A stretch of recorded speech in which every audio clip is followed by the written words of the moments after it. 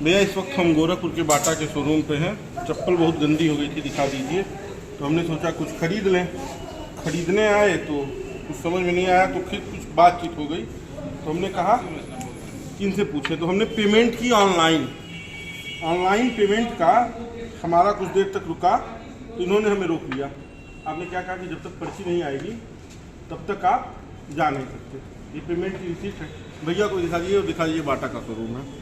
ये हमने सॉक्स खरीदे हैं, ये भी दिखा दीजिए। मोजे हमने खरीदे, हमने कहा हमारे मोजे भी थोड़े गायब हो गए तो मोजे नहीं खरीद लें। नहीं, ये ऐसे नहीं है, ऐसे नहीं, ये गलत तरीका है। हम आपसे बात कर रहे हैं, अभी एक कस्टमर गए हैं आपके, नाराज हो गए आपसे गए हैं। हमने कहा हमारा बिल का है, आपने कहा सुनिए, वही मैं कह रहा हूँ, आपके पास मैसेज आया, आपका यहीं चल रहा है, मैंने पेमेंट की, मैंने आपको पेमेंट दिखाया, मैंने पेमेंट कर दी है। सर वो पेमेंट वापस हो जाता है, इसलिए बोला। नहीं, मैं आपको गलत नहीं कह रहा हूँ, मैं आपको गलत नहीं कह रहा हूँ, मेरे सवाल का जवाब दीजिए। तो आपकी पेमेंट आ गई, हमने कहा हमको बिल दे दीजिए, आपने कहा मोबाइल पे, आपने कहा व्हाट्सअप पे। मेरा व्हाट्सअप है, ठीक है, दिखा दीजिए। हाँ, ये हम ब्लर कर देंगे क्योंकि इस पर कहीं बाटा का नहीं आया। नहीं आया भैया, आया बाटा का सर्वर की वजह से नहीं, मैं वही कह रहा हूँ, सर्वर की वजह से पेमेंट भी अगर मेरे से क्लियर हो गई है, हो जाता है, बहुत लोगों को पेमेंट वापस चला आप जाता है। मोबाइल, ये देखिए मेरे पे मैसेज भी नहीं आया भैया कोई।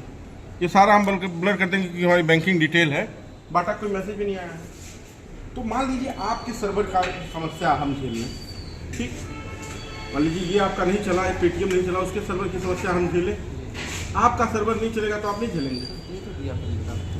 ऐसे दे दिया कि जब मैंने आपसे तर्क किया, एक आदमी नाराज होकर चला गया आपसे, तब आपने बिल दे दिया, और वही बिल एक 4 साइज पे निकाल के दे दिया। पीछे इनकी पूरी डिटेल है कि आपका क्या हिसाब किताब है, वो हम ले जा रहे हैं, ठीक।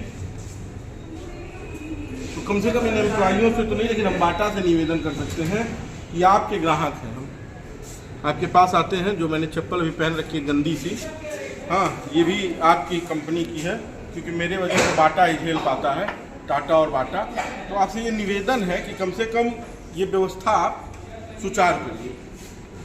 जब आपके पास पेमेंट ना आने की समस्या है तो ग्राहक को बिल क्यों नहीं देंगे आप? पेमेंट आपका वापस आपके अकाउंट में चला जाएगा। मान लीजिए मैं ये कह रहा हूँ, आपने मोबाइल नंबर लिया ना, नंबर बढ़ा दीजिए। एक नंबर बढ़ा दे तो सर।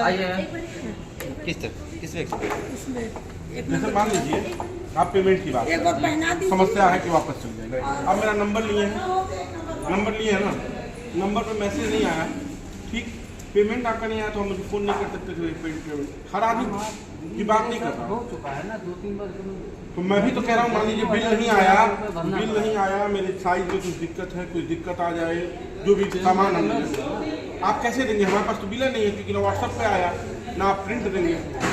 तो सर वही तो कह रहा हूँ कि सर्वर इशू तो मेरे साथ भी है। कैसे रिसीव, कैसे आप भरोसा करेंगे कि मैंने आपके लिए के शोरूम दे दिया, जब यहाँ 10 शोरूम है बाटा? कितने शोरूम है गोरखपुर जिले में? 3 हैं, 3 ही हैं।